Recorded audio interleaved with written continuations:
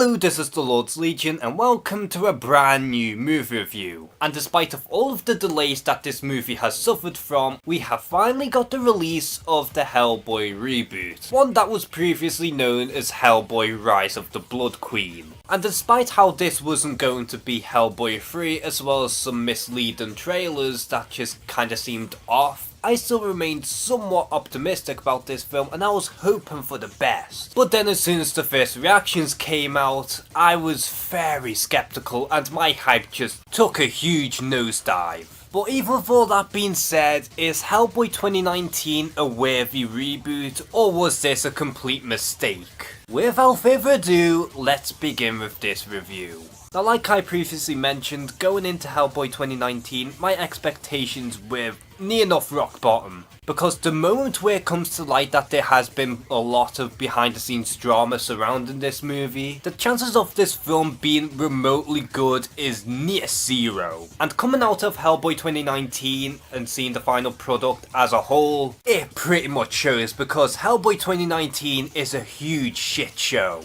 And not even an entertaining one either, but rather a depressing one. Because for the longest time before then, I was defending this movie by saying, hey, it may be a reboot, but they are going in a completely different yet fresh direction. And yet, based on this movie, there's no passion at all. And what makes it even more crushing for me is the fact that I'm a huge fan of the first two Hellboy films. And as much as I would prefer a Hellboy 3, I was still hopeful that this could be a good and worthy Hellboy movie for completely different reasons because it was seemingly going in a different direction. And hell, there was even plenty of talent surrounding the film, but I don't even know the specifics of what went wrong. Because when you watch Hellboy 2019, it is a mess from beginning to end in pretty much all aspects.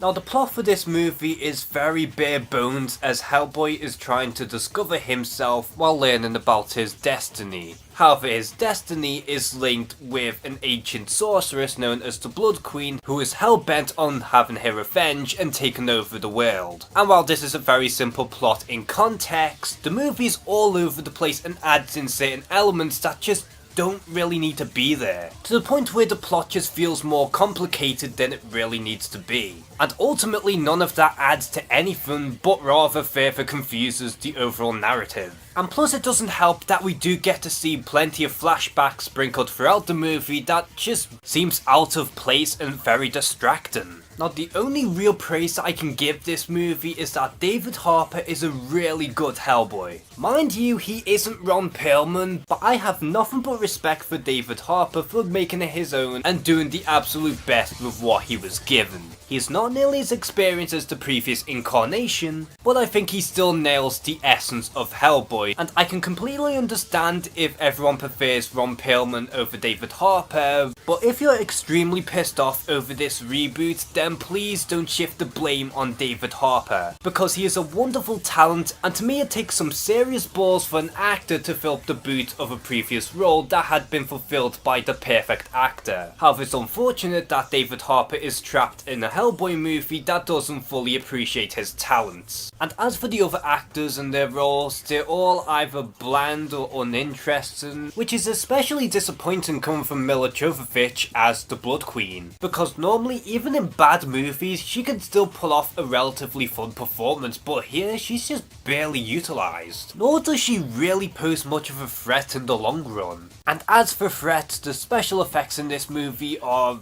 very hit and miss, but mostly misses. Because while some of the practical effects are very awesome to see, they are only very few and far between, and a lot of the time they are masked with some ugly CGI. As to which the CG can be from noticeable to really bad. Granted, some of the monster designs do look very creepy and seemingly stripped right from the comics, but to me it's incredibly distracting when the CG is so noticeable, and it doesn't really help a whole lot when the action scenes in general are so shaky and distracting to the point where you can't even pay attention to what's going on half the time. And even with some action scenes that barely utilize the CG aspects, they just seem needlessly gory and shaky to the point that you just feel sick. And it's not that the blood made me physically ill, it just felt like they wanted to make it as gory and as violent and drop as many F-bombs as physically possible just for the sake of an R rating. Just as a means to separate itself from the previous incarnation. And at times it felt way too desperate.